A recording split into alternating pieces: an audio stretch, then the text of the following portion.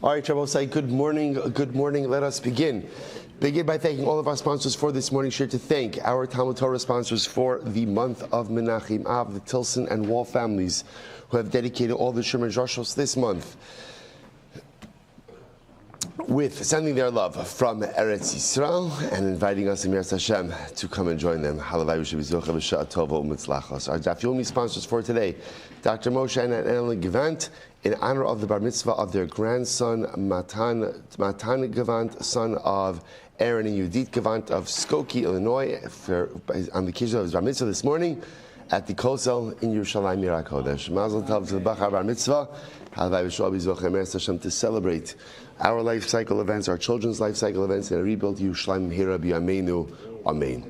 Mostly with that, let us begin. A lot to do today, Baruch Hashem. Today's daf is Nun Aleph 51. We are picking up Emir Hashem on Nun Amud Beis 50b, and we left off at Gufa. 2 lines up from the bottom.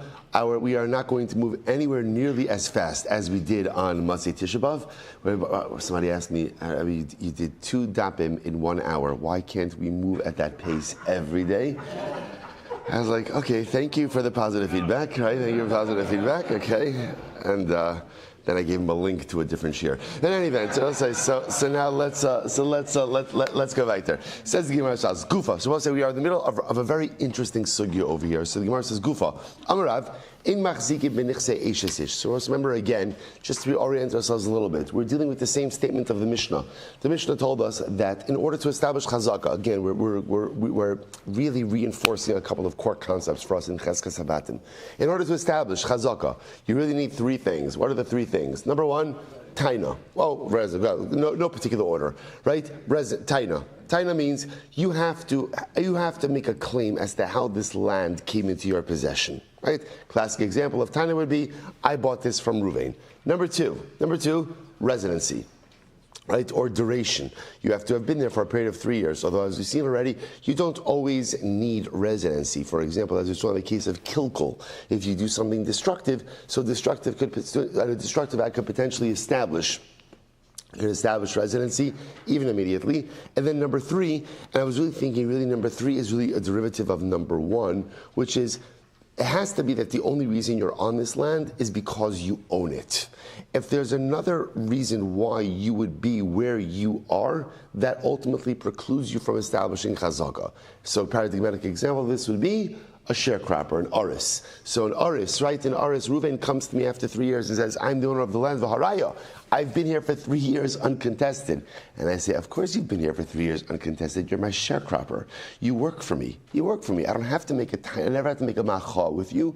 So again, because he had another reason to be there other than being the owner, that precludes him from making chazaka. The Mishnah went through a whole list of people who therefore can't establish chazaka on each other's properties. Among two of those group is a husband can't establish chazaka on his wife's property, and the wife can't establish chazaka on her husband's property. Logic being, it makes sense for a husband to be on his wife's property, makes sense for a wife to be on her husband's property. That's our sugya. So therefore the Gemara says as follows, Gufa, Amarav, Ein machziki b'nichse eishes ish. Now I will say along the long lines over here, Rav came along and said, very interesting halacha, this was the end of yesterday's daf. Rav said, you can't make a chazaka on the property of a married woman. Now what does that mean? So Rachel's married to Ruvain. So Rachel has property. I go ahead and I live on that property uncontested for 3 years. So now what happens? So now the Gemara says, I can't claim chazaka. But I lived on her property or utilized her property for 3 years uncontested. What could Rachel claim? Rachel could claim I was depending on my husband to go ahead and make that macha. Okay, so therefore Rav says, and therefore Rachel says, I didn't feel I needed to do it. My husband was going to do it, and therefore halacha l'maisa. That works. In machzikin b'nichse eishes ish. Top of Nun Aleph, v'dayane gola amru machzikin. The dayane gola, the judges of the diaspora, and Rashi points out over here, this is Shmuel and Karna. So Shmuel and Karna, who were considered to be the eminent sages of of the of the gola of the diaspora. The Hagos Atziyun, and they take out Karna and just ultimately have Shmuel. But okay, it's fine. The judges of the diaspora said, Machzikin, you can go ahead and make a chazaka. Now, what's their logic? Their logic is I don't understand. Why does Rachel have to depend on her husband Ruvain to make a macha? It's her property. She holds title. So therefore, again, halacha l'maisa, she should make her own macha. So therefore, the Gola said, and Rabbi said this cuts both ways. That's very nice. She should make her own macha, and therefore, if she didn't, someone in fact can establish chazaka on her property. So fundamental machlokes: can you make a chazaka on the property of a married woman? Rav saying no, because her failure to make a macha is not demonstrative of someone else's ownership, because halacha l'maisa she could be depending on her husband to make a macha. Tayana Gola saying no, she should have made her own macha, and therefore failure to do so allows the occupier to go ahead and assert chazaka. Amar Rav, halacha k'dehana Gola. So this is fascinating. So Rav, I must just understand, this is machlokes between Rav and the Dayana Gola, which essentially means it's machlokes between Rav and Shmuel. Rav comes along and says the halacha follows Dayana Gola. The Gemara says, Amalei Rav Kana Ravasi L'Rav. I'm sorry, L'Rav. Hadar bar mar mishmaitei. So I don't understand. You see what's happened over here, right? Rav is having a machlokes with Dayana Gola, and then Rav says the halacha follows Dayana Gola. So comes along Ravasi, right? Rav Kana Ravasi, and he says, Rav, Rebbe, what's going on over here? Right? Does this mean you retracted your position? Does this mean now you recanted and you hold like Shmuel? So no, Rav said, Amalahu mistabra amri kid Rav Yosef. So Rav says like this: I happen to think that the Dayana Gola's position, in general, no, I still hold to my position, that halacha l'maisa, you can't make a chazaka on the property of a married woman, because her failure to make a machal is not demonstrative that she yields to someone else's ownership, because it could just be something that she was relying on her husband to make the machal. So what does it mean when Rav says that the halacha is like the Dayana Gola? That's in the specific case of Rav Yosef. Rabbi say, what was Rav Yosef's case? Rav Yosef was at the end of yesterday's daf. Remember again, Rav Yosef's case was this situation of, let's call it, Rachel's married to Ruvain. Shimon comes along, and let's say lives on a parcel of land owned by Rachel for a year while Ruvain is alive. Ruvain dies, and then Shimon continues to live on that land for 3 more years. Rav Yosef said, even according to the opinion, like Rav, that says that you can't make a chazaka on the property of a married woman, in this case, you can make the chazaka. Now why? There's a migo. What now? Again, remember, what's Shimon's claim? Shimon's claim is he bought the field from Ruvain. Rachel, so what's his migo? His migo is, he didn't even have to say that he bought it from Ruvain. What could he have said? I bought it from Rachel, and I lived here for 3 years uncontested. So because he doesn't make that claim, he could have made that claim, he doesn't make that claim, therefore he's believed to assert his chazaka. So even Rav agrees in that case that halacha l'maisa, the chazaka will work. So again, I will say, the knetch in that case is, I might have thought that the reason he can't establish chazaka is if you hold that you can't go ahead and create the chazaka on the property of a married woman, I would have said like this: Rachel assumes that Ruvain made the machal during the year that Shimon was living on the property. Therefore, again, once a macha is made, you don't have to remake it every interval of time. So therefore, she never made it, even during the subsequent 3 years that her husband died. Kamash Malon, that kind of case doesn't work, because since, again, there was another unit of chazaka when she was widowed, she should have made a macha then. Failure to do so allows Shimon to go ahead and assert his ownership. So therefore, I will say, it turns out that there's still a machlokes. In other words, the machlokes Rav and Shmuel still applies. Can you make a chazak on the property of a married woman? So Rav says, absolutely not, because her failure to make a machal, not demonstrative of ownership, because she thought her husband was going to make it. Shmuel, absolutely not. It's her property. She has an obligation to make a machal. She shouldn't rely on her husband. Her failure to do so ultimately allows someone else to go ahead and create a chazaka. So fundamental machlokes. The only exception is Rav will agree with Shmuel in this particular case of Rav Yosef. Beautiful. Let's go back there. So we'll say it's now just the opposite case. A woman, up until now we're talking about the inability of a man to make a chazaka on his wife's property. Now we're going to focus on the inability of a woman to make a chazaka on her husband's property. So the Gemara says, Pshita. So we'll say, that's obvious. So we'll say, so just let's play this out. What would be the classic case in which a woman would go ahead and create chazaka or try to create chazaka on her husband's property? What's the easy, simple case? Rachel is married to Reuven. Reuven has property. Rachel is using the property. She's using it. So now, after 3 years of marriage, she comes along and she claims, I'm the owner of the property. Beis Din says, how do you want to support that claim? She says, very simple. I've been using the parcel of land for 3 years. For 3 years, uncontested. So the Gemara says, of course she can't establish chazaka pshita. Kevan de Islam mizoni hu de ka'achla. Simple says, it's very simple. What is Beis Din going to say? Rachel. So remember, Reuven owes you mizonos. So I will say it could very well be that the reason she was using the property uncontested is why was she using it? Why was she using it? As a form of her mizonos. Maybe instead of giving her money, for example, or giving her food, maybe he said to her, here's a parcel of land. The produce counts as your mizonos. And that's why she was able to use it uncontested for 3 years. So since she's entitled to mizonos, and since it's feasible that halacha l'maisa, she went ahead and it's feasible halacha l'maisa that she was using that parcel of land for mizonos. Therefore, she can't establish chazaka. To which the Gemara says, no, lo tzricha diyichid la ara achrisi lemizona. So we'll say, no. What's the case over here? It's actually an interesting case. The case is where Reuven's married to Rachel, and Reuven says to Rachel, parcel A, that land, that's for your mizonos. Right, so you are sustained from that land. The case that we're dealing with now is, so her mizonos comes from parcel A, she's utilizing parcel B. So I might have thought that since she's utilizing parcel B for 3 years uncontested, that shows her chazaka. Kamash Malon, we assume that even in a case where a husband designates a particular parcel of land for his wife's mizonos, that doesn't preclude her from using his other land. And therefore, again, she can't establish chazaka even on his other parcels. Okay, to which the Gemara says, ha raya leish yesh. Now, here's what's interesting. What happens? So what we can infer from all this is just stam. In a case where she's just using his property, so she can't establish chazaka. Okay, and that makes sense because it makes sense that a husband allows his wife to use his property. So therefore, again, because of that, she can't establish chazaka on his property. Now the Gemara says, but what if she were to produce a shtar? So she produces a document of sale, right? In the document of sale, what does it say? Reuven sold Rachel parcel B.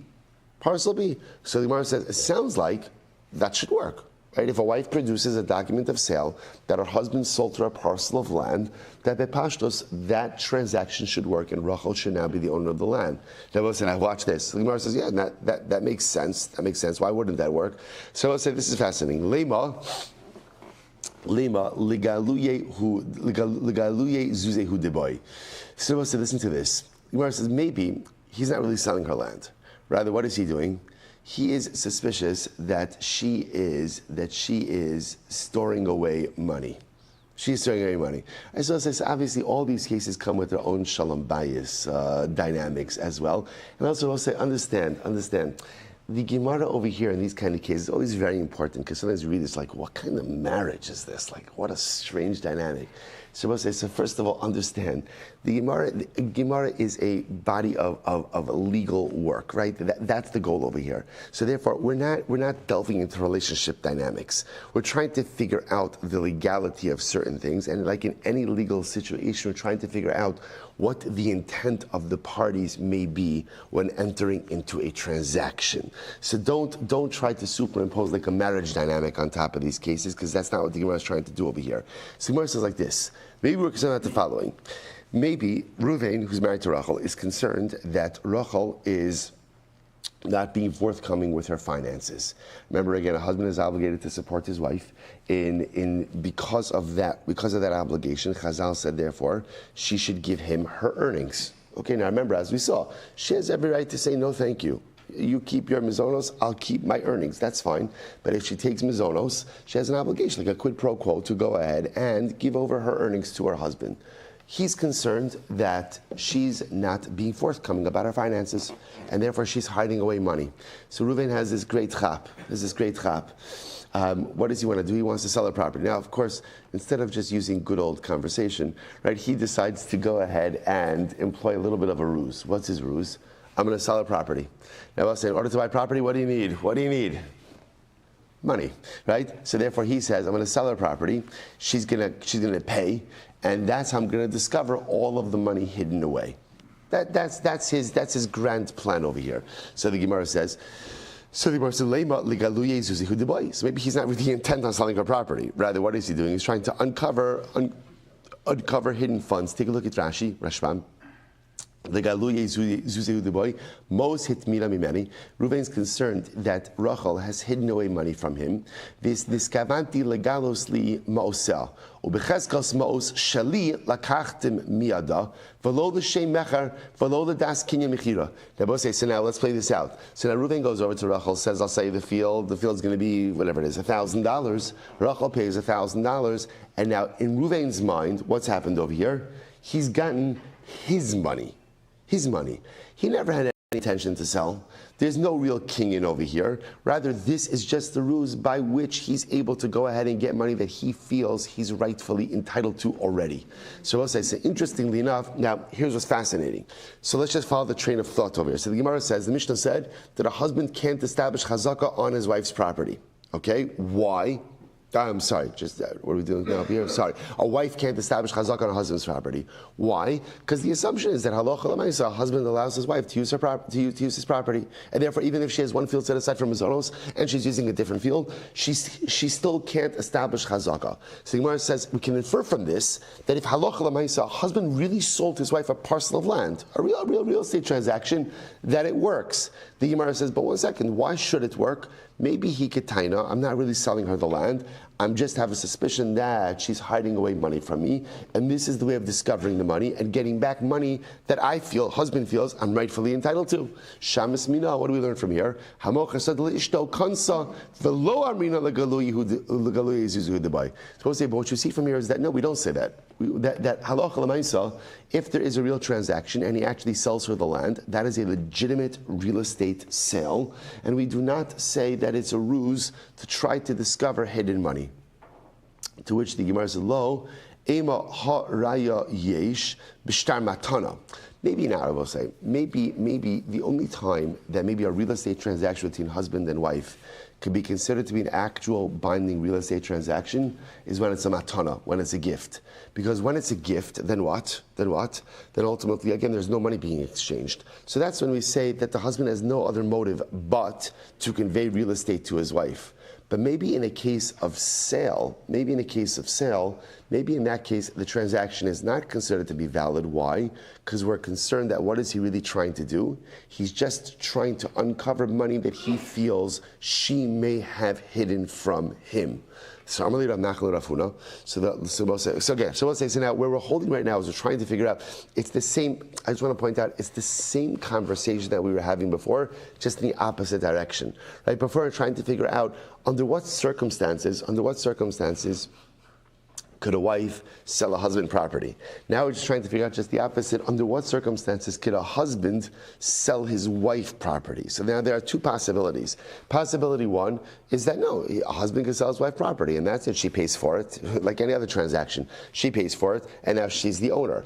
The problem with that might be is that maybe it's not a genuine transaction because he's actually concerned that she's hiding away money. How does he figure this out? How does he discover she's hiding away money? It's very simple. Create the appearance of a real estate transaction, get her to go ahead and quote unquote pay, but he's not really transferring land. Rather, what is he doing? He's getting quote unquote his money back. But everyone would agree, it appears, that in a matana case, where he gifts her property, that will be a valid transaction because there's no money exchanging hands. Therefore, the only reason he'd be going out and gifting it to her is because he really wants to convey ownership. So let's analyze this. So the Gemara says as follows. Amrli Rav Nachman Rav Huna. Rav Nachman said to Rav Huna, Lo havamar gaban ba'arta betchuma. So I'll say this is great.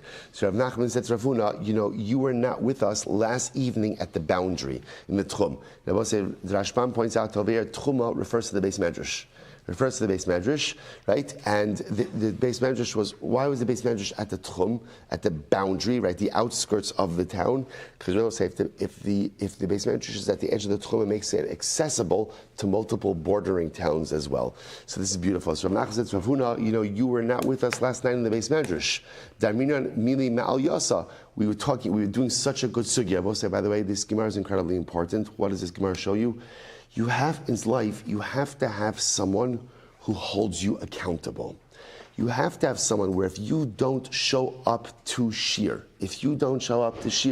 right, they are going to call you, to message you incessantly until you have no choice but to get your tired body out of bed. And he's going to call you on the excuses. I'm too tired, I went to sleep too late, my friend was singing the national anthem, whatever it is, whatever excuses you could come up with, you have to have someone who is going to hold you accountable. Because I will say, most of us, right, inherently, we're lazy. Human beings, right? People are made of matter. Matter is naturally at rest until it is acted upon. That's the nature, that's the way the world works. It's just science. So I will say, so sometimes we're like self-starters, right? And we're able to get ourselves moving. But a lot of times we're not, and that's okay. It's the nature of human beings.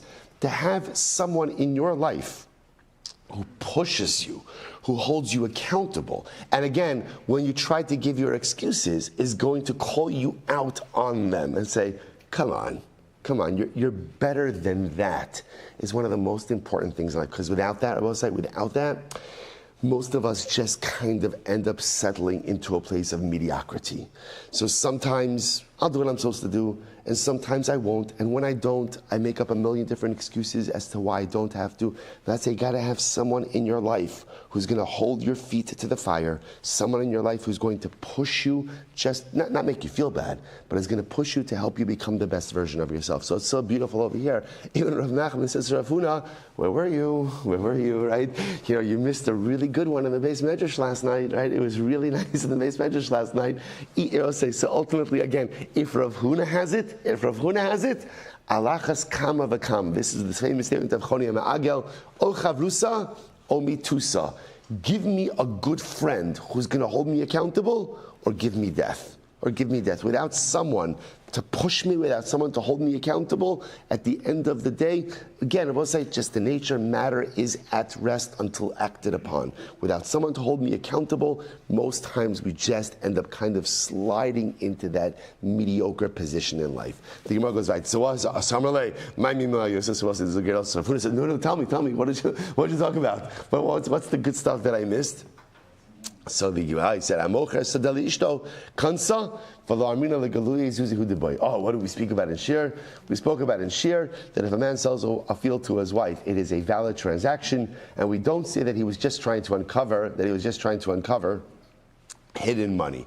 So I'll say this was the topic of discussion last night in the Beis Medrash, that a husband, Reuven, sells a field to his wife.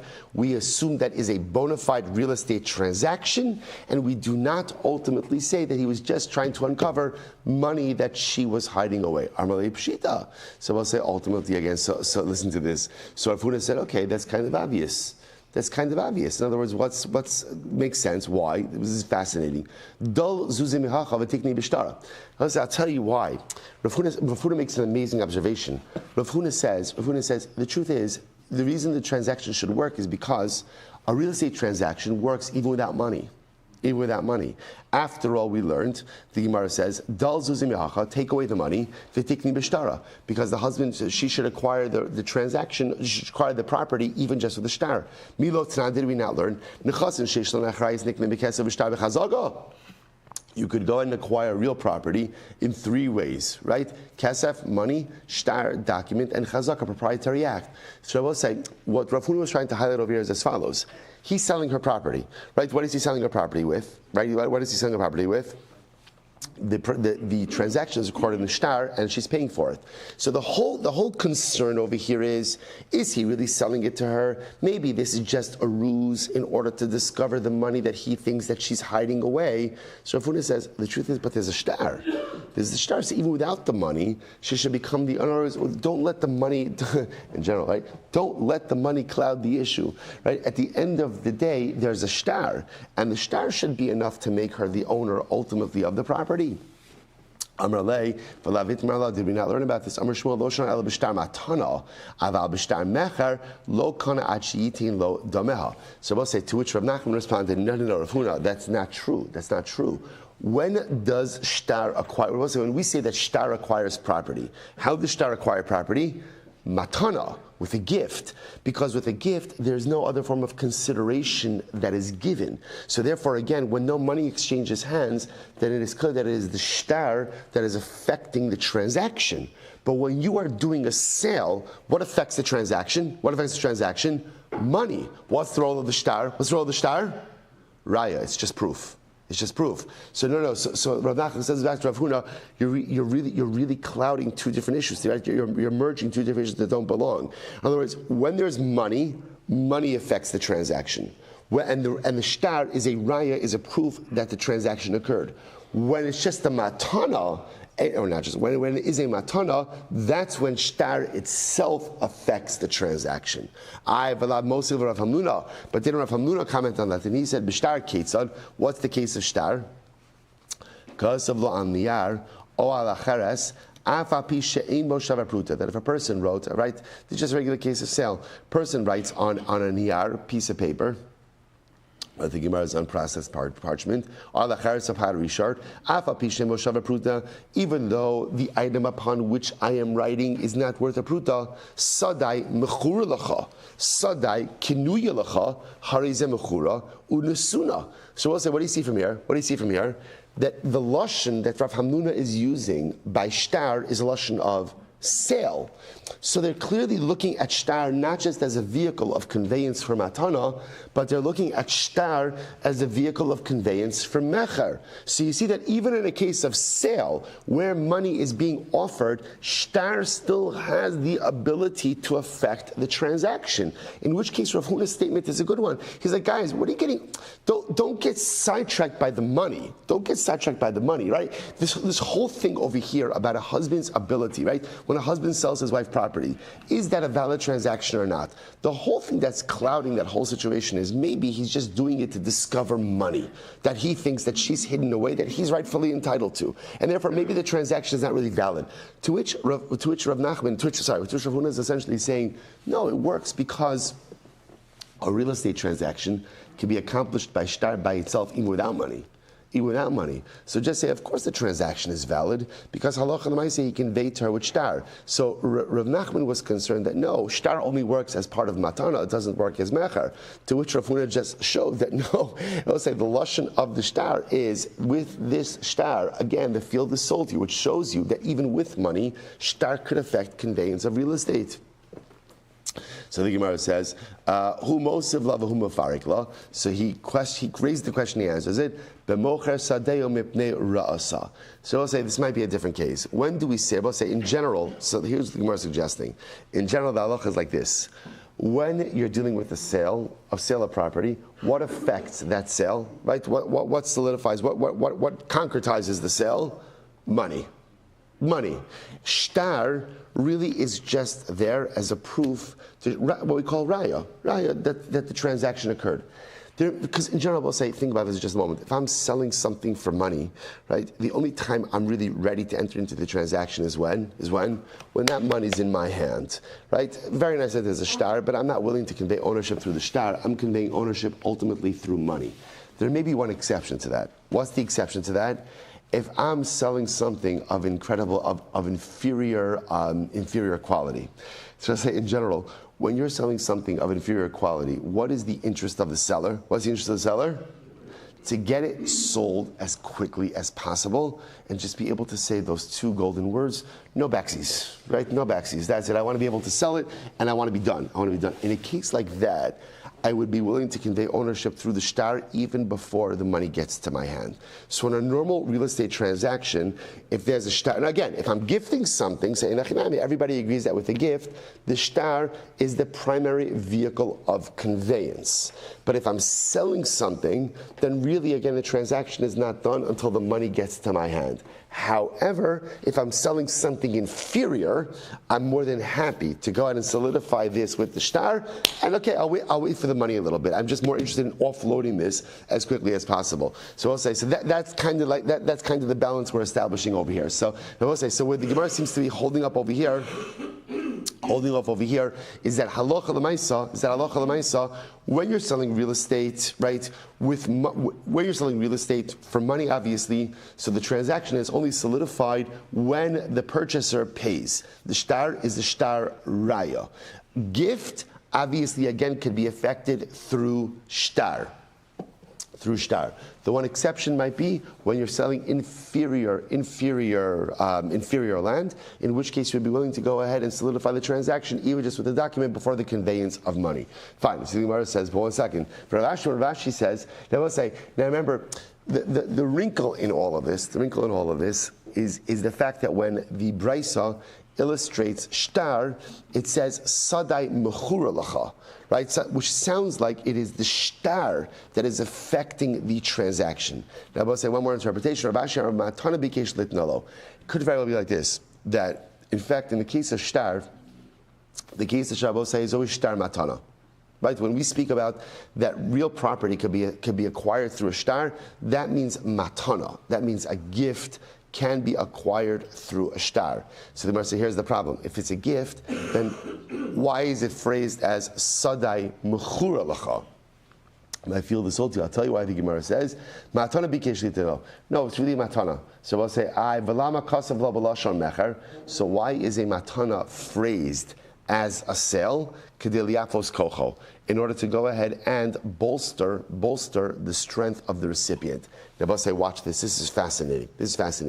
So we'll say, if halacha l'maisa, what's the difference between selling something to someone and gifting something to someone? What's the difference? Obviously, primary difference is if I'm selling, I'm getting money. If I'm gifting, I'm getting nothing, right? So, but there's another big distinction. When you sell real property, the assumption of whenever you sell real estate, a sale of real estate usually comes with achrayas, a guarantee that if somebody seizes the property from the purchaser, I, the seller, will make them whole. Gifts don't come with guarantees, right? If I gift a piece of real estate to Ruvain and a creditor of mine comes and seizes that from Ruvain, okay, sorry, but you have no recourse. So I'll say it's very interesting. Now, technically speaking, you can give someone a gift with achrayas. You can do that. So the Gemara says something amazing. The Gemara says, in the case of shtar in the Brisa, where it says, how do you acquire through shtar? A person writes, sadai mechura lacha. My field is sold to you. The Gemara wants to suggest, it's fascinating, that's a gift. That's not a case of a sale. That's a gift case. It's a gift case, but if it's a gift case, then why is someone writing, my property is sold to you? What's the answer? Because I will say that is a gift, right? What am I saying? I'm gifting it to you, but I'm gifting it to you with the power of a sale. What does it mean to gift someone property with the power of a sale? It means that if my creditor comes and seizes this gifted property to you, you have recourse against me, which is incredible. Incredible. Okay, let's go back there. By the way, we still are mired in this original machlokes over here. In other words, can a husband sell property to his wife, and it's just a regular real estate transaction, like between any other two adults? Or no, anytime a husband goes in and sells property to his wife, it's not really a legitimate sale. Rather, what is it? It's a ruse in order to find if she's hiding money or not. Okay, that's our machlokes. So the Gemara says this: Meisei. Lava mina eved v'shichraro mina isha v'girsha ein lahen alav klum. We'll say a very interesting case. Let's say Ruvain has an eved, eved Kanani, and he borrowed money from his eved, and then he subsequently emancipates his eved. Or, for that matter again, Ruvain borrows money from his wife, and then they get divorced. What's talacha? Ein lo alein klum. Neither the Eved nor the ex-wife have any claim of repayment from Ruvain. Very interesting. So the Gemara says, my taima, Now, what exactly is the logic there? This is fast. Listen to this. I will say, because it must be that in both of these cases, what is Reuven suspect of? Reuven is suspect that his wife is hiding away money. So he quote unquote borrows money from her. Now, why is he borrowing money from her? To demonstrate that indeed she has money that she has been hiding away, that he had a rightful entitlement to, and the loan was just the ruse in order to go out and get the money. Same thing with the Eved. We're not worried about the Eved case right now, we're focusing on the woman. So the Gemara says, so what do you see from here? You see from here that when a husband engages in a transaction with his wife, ultimately, again, maybe the transaction is not really valid, but the whole thing is just about uncovering what he suspects are hidden away monies. To which the Gemara says, no, that's not. Therefore, the Gemara wants to prove based on this, same idea when a husband sells his wife property, it's not really a sale, but rather what is he doing? He's uncovering hidden money. To which the Gemara says, no, that's not a good case. I'll tell you why. So the Gemara says, Shani hasam delonecha le l'shavye nafshe eved lova leish malva. They both say that's different because a person in general is very reticent to borrow money from someone. Right? Why? Because Rabbi says the pasuk in Mishlei says, right, the person who borrows becomes a slave to the lender. Okay, we all know this, right? When you borrow money from someone, so there's a shibud, there's a sense of servitude that sometimes I have to, but no. So we'll say, so therefore, again, there is no way that a master would ever willingly borrow money from his Eved, unless, of course, he has an idea. Same way that in general, at least societally, a husband would never borrow money from his wife, right? In both of those cases, no one would want to create that type of almost sense of servitude to someone else. The only reason he's doing this must be to uncover borrowed money. But you can't apply that logic to a real estate transaction. In other words, it could very well be that a husband is just engaging in a regular real estate transaction with his wife, and not necessarily to uncover money, but rather again, just to sell property. So we're still stuck. Shalach Rav Huna bar Avin. Hamocher sadeh leishto kansa. Rav Huna bar Avin says, husband sells property to his wife. Reuben sells property to Rachel. Kansa, she acquires it. It works. Amud Beis will say. Amud Beis ubal ochel peros. And ultimately, again, the husband gets to eat peros from this property, which Rabbi says is interesting, right? So the husband is selling property to his wife. So part one is transaction works. And we do not say that he's simply trying to uncover hidden money, but rather, again, the transaction works. Now, I will say, therefore, Rachel is the proud owner of new property. Now, I will say, but remember, Reuven has peros. Right, Reuven has usage rights of any property that she owns. So interestingly enough, she sells him the property, and ultimately he gets rest. Now, by the way, I want to point out, obviously, you could stipulate, in other words, if you assume the transaction is a legitimate transaction, they can stipulate whatever they want. In other words, she could say, I'm buying the property, with the condition that you have no peros. So she can do that, and if he consents that, of course, then it works. The Gemara is talking about the default setting, right? The default setting is husband has usage rights while wife retains title. So therefore, again, Rav Huna bar Avin saying, real estate transaction to a wife works, and he gets peros. Baram, Rabbi Amma, Rabbi Avo, the Chol Gedolei Hadar Amru b'matana bikesh litnula. So we'll say, listen to this. Rabbi Amma, Rabbi Avo, all the Gedolei Hadar, they said, by the way, right, the real case over here is he's giving it to her as a matana. As a matana. Look at the Rashbam for just a moment. Actually, before we get to that, the lama kasav al shum mecher. Ultimately, again, why did he write it as a mecher? So the case over here actually is not where he's selling her property; he's gifting her property. But if he's gifting her property, then why did he write it? Right? Why did they write the transaction down as a sale? So we just said before, kedili apo says kocha. Actually, what he's trying to do is trying to bolster her standing. So really, he's gifting her property. If he's gifting her property, then why write it as a sale? In order to bolster her rights. That if one of his creditors were to come and to seize this property from Rachel, then what? She would have recourse against her husband Reuven. All right, what's going on over here? Take a look at the Rashbam. Matana bikesh litala, v'lo yochal peros ki damina lekama. Matana kansa ve'ein haba ochal peros umiu b'mocher lechavero ein lomar kein she'enu avol kolchach. So it's actually very interesting. So we're going to see, the Gemara is going to flush this out in just a little bit. Rabbi Abba and Rabbi Avo say b'pashtos, the case over here is not where he's selling her property, but rather he's gifting her property. We're going to see about say, therefore, as a result of gifting her property, the husband does not get peiros.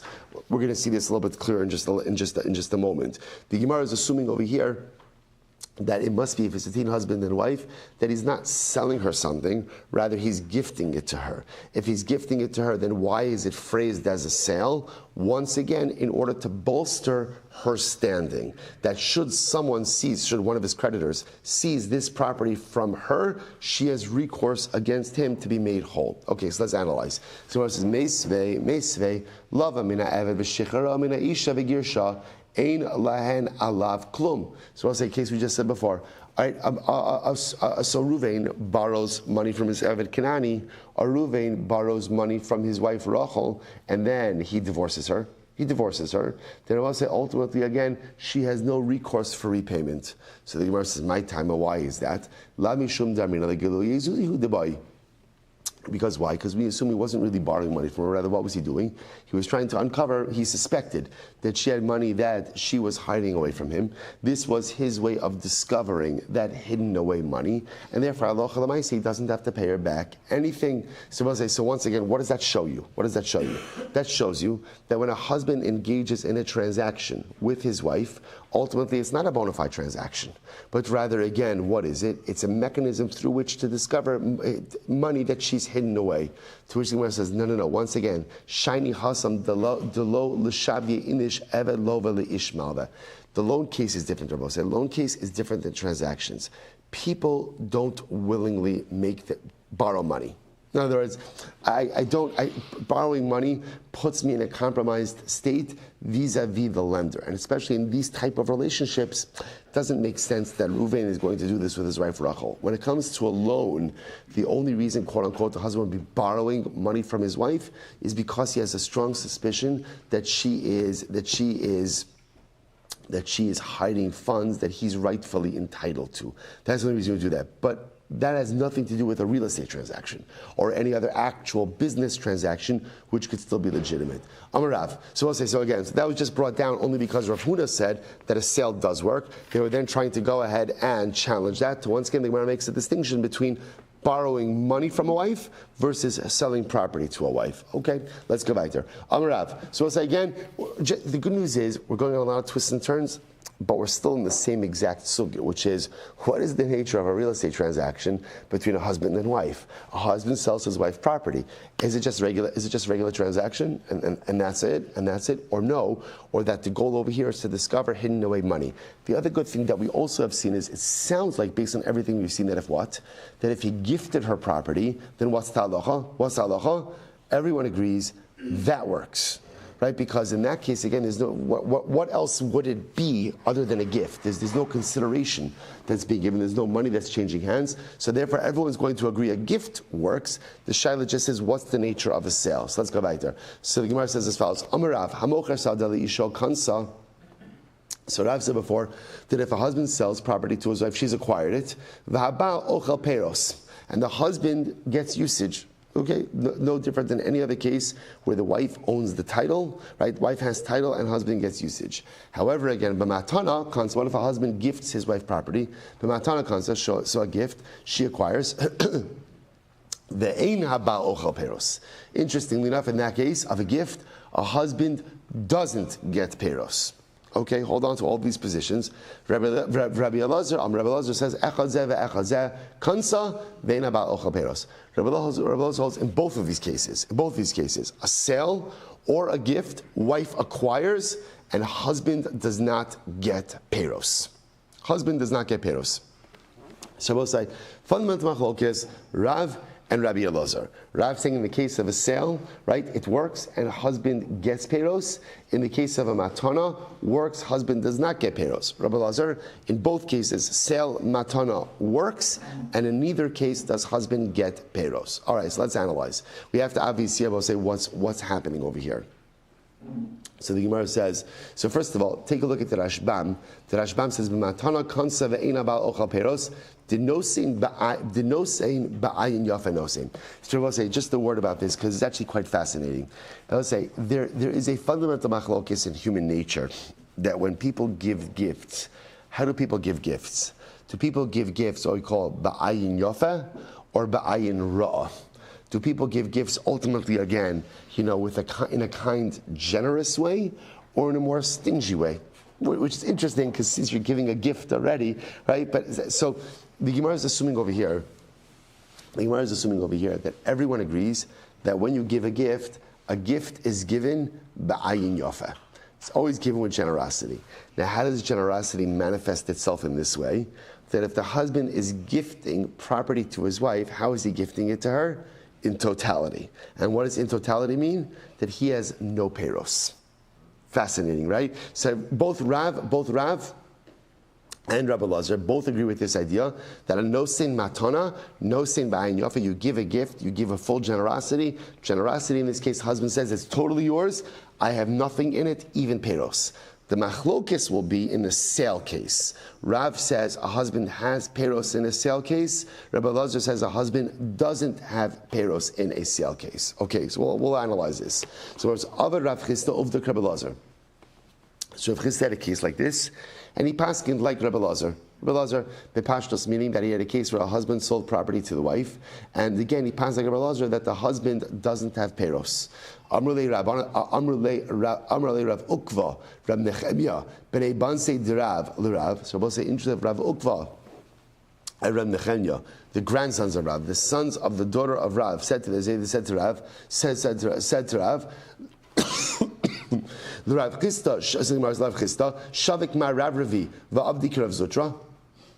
Have you literally again forsaken the opinions of the great ones and paskined like the smaller ones? In other words, you have gone ahead and essentially left behind the position of Rav, and you paskined like Rabbi Lazar. So we'll say Rav was greater than Rabbi Lazar. Amrlei va'ananami karav Ravi avdi. No, I'm passing like Rav as well. T'chi asin Ravin Am Rabbi Yochanan echad zeh v'echad zeh kansa ve'ein habal ochel peiros. Because Rabbi Yochanan came along, and Rabbi Yochanan ultimately again was a contemporary of Rav, and he said that halacha l'maisa in both cases, a sale and a gift, the wife acquires the property and the husband doesn't have peiros. So I will say, so therefore again, Rav Chisda justified his reliance on Rabbi Lazar's position, because ultimately, again, there were other great people that sided with Rabbi Lazar as well, like Rabbi Yochanan. Amar Rava, so Rava said as follows, Hilchasa, the halacha is as follows, Hamocher sadal ishtolo kansa, va'abal elchol peiros. So we'll say, so Rava says like this, the halacha is that if a husband sells a field to his wife, she does not acquire it, meaning the sale is not good, and he eats peiros. I will say, now obviously, the Gemara is going to question, that doesn't make any sense, right? In other words, if the sale's not good, then the property belongs to him. If the property belongs to him, then there's not a din of peiros. The Gemara says, b'matana, kansa ve'ein habal ochal peiros. Ultimately, again, with matana, she acquires it, and ultimately the husband does not eat peiros. So I will say, the Gemara says, tarti, how could both of those things be true? I will say, I'm not going to rush. We're going to stop over here for today. I know we're right by a 2 dots. Stop over for today. So I will say, so we're ending off, and again, where are we ending off? Here's what we know. We know that if a husband gifts property to his wife, ultimately, again, the transaction works. Does he have peiros or not in that matana? That seems to be a human nature machlokis of ba'ayin yofa or ba'ayin ra. So to be determined. But ultimately, again, our great outstanding question is, what happens when he sells her the property? Does the sale work or not? And then again, by extension, if the sale does work, does he have peiros? And Mirat Hashem resolution tomorrow, shkoyach. All right, Chav Ranzum, have a great day, everyone. Good to see everyone.